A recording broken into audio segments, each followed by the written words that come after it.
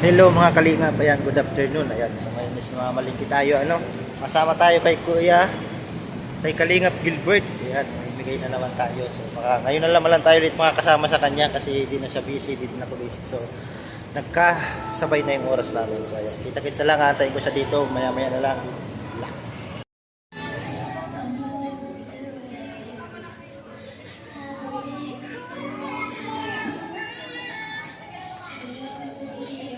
Approximately 10 hours later. Kalingap, so ito na si Kalingap Gilbert. Ayan.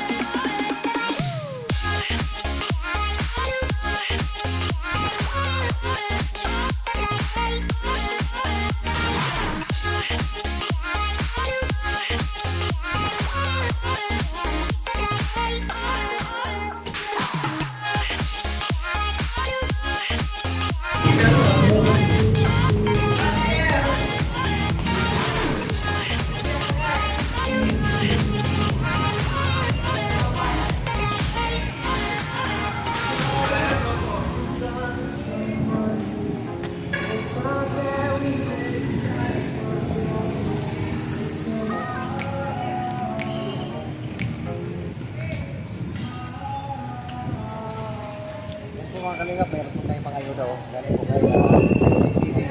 TV, maraming salamat po, nagkaroon po ako ng pangayuda ngayon. Thank you po TV. Mga kalingap, bali kakatapos lang namin mamaligay kasama si Kalingap Gilbert at ang kanyang asawa. Ayan, nanay ko na rin. So ngayon, papunta tayo sa nga ba? Ambungalon. Ambungalon. Ayan, papunta na po tayo sa Ambungalon. Ayan, kita-kits lang tayo guys. Approximately 10 hours later. So mga kalingap, ayan, magandang hapon. Bali kakadating lang namin dito sa bahay ni Ate Lisel. Ayan, tingnan natin yung bahay niya. Ayan, lilibutin natin.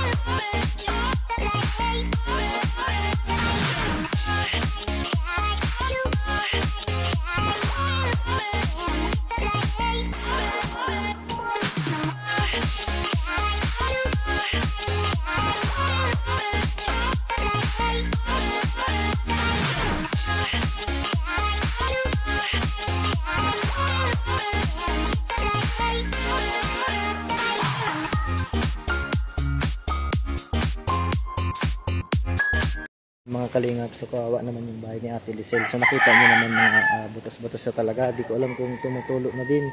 So in-interview pa ni Kalingap Gilbert si Ate Lisel. Ayun. So tingnan din natin yung CR nila. Dito CR nila.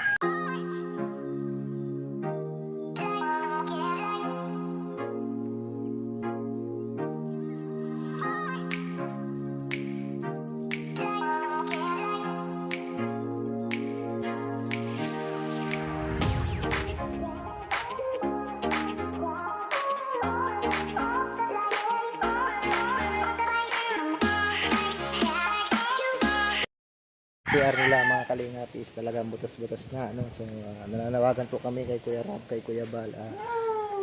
Naghingi po ng tulong si Ate Lisel, ayan, so para mapagawa yung bahay nila at yung CR nila. Ayan, tinibalik tayo kay Kuya Gil, ay kay Kalingap Gilbert.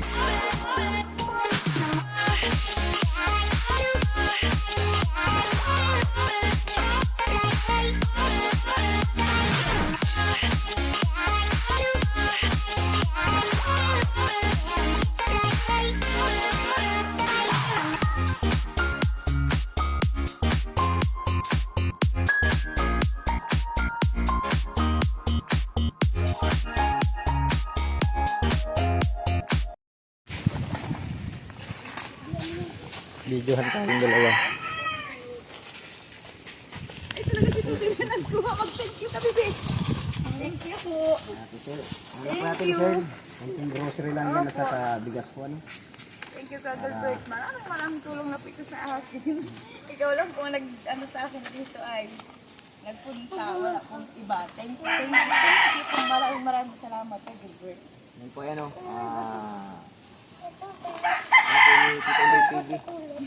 Salamat ka po kay Tita Inday TV. Thank you po, Tita Inday TV.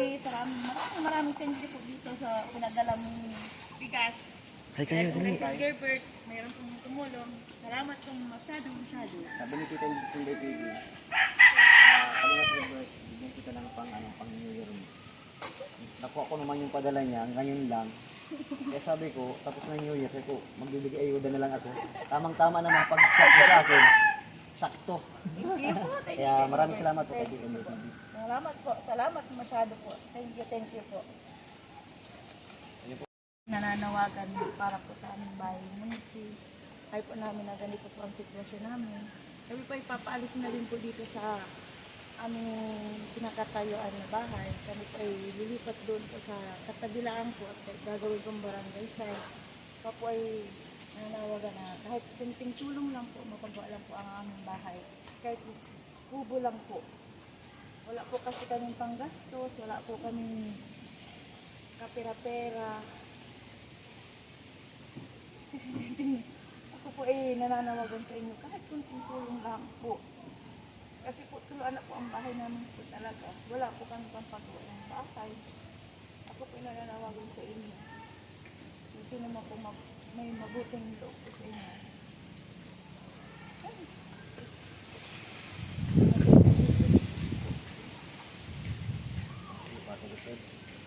Malay po natin, meron pong tumulong po sa inyo.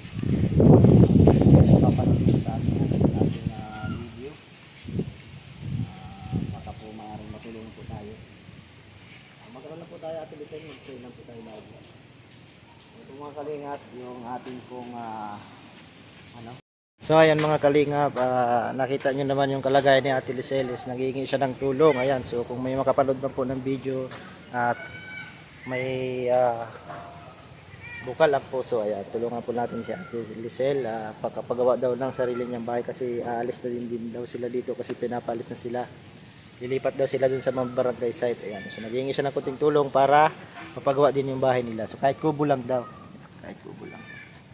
Ayan nga kalingap. So dito ko na din puputulin yung video kasi paalis na din kami. Ayan. So tapos na din tayo dito kay Ate Lisel. So ayan yung mamimigay ng tulong kay Ate Lisel. So ayan, mag-kontakin nyo lang po ako. Okay. Comment lang kayo dyan. So ayan, maraming salamat guys. Thank you very much. Sana natuwa kayo sa panonood.